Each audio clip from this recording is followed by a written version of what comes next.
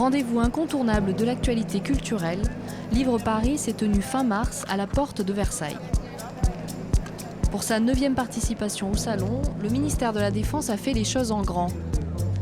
Avec un stand de près de 100 mètres carrés, les 3 armées et leurs différents services ont su se démarquer. Je l'ai vu de loin et j'ai été un petit peu intéressée de savoir ce que le ministère de la Défense pouvait exposer en termes de livres, etc. Et donc du coup je suis venue, j'ai vu qu'il y avait des auteurs qui dédicaçaient, qui faisaient des dessins aussi. Et ça c'est vrai que c'est intéressant de divulguer comme ça justement et de bien démocratiser entre guillemets l'histoire militaire. Bande dessinée, livres historiques, guides pratiques, romans, beaux livres et même science-fiction. Au total, c'est près de 250 ouvrages qui étaient proposés au public.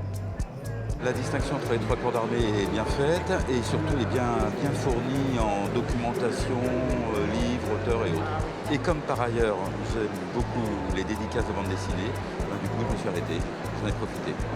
Plus qu'un rendez-vous littéraire, le Salon du Livre de Paris est l'occasion pour le ministère de la Défense de valoriser son patrimoine culturel et historique. J'ai acheté pour un embarquement, voilà, c'est un guide pour le réserviste et j'ai acheté également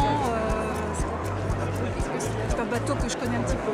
Le sentiment le plus répandu, c'est la surprise. La surprise que des militaires écrivent.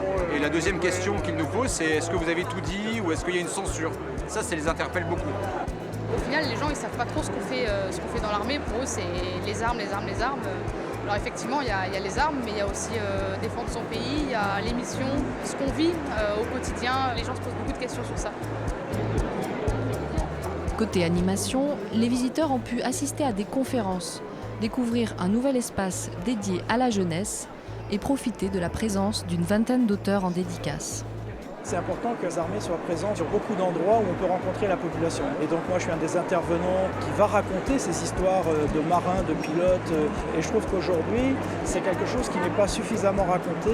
Et l'idée de venir ici et de regrouper un certain nombre de livres qui de près ou de loin traduisent un certain nombre de valeurs, de partage, d'événements militaires, c'est une très bonne idée. C'est un bon salon. Au revoir. Merci. Au revoir toute la famille. Au revoir toute la famille nombreuse.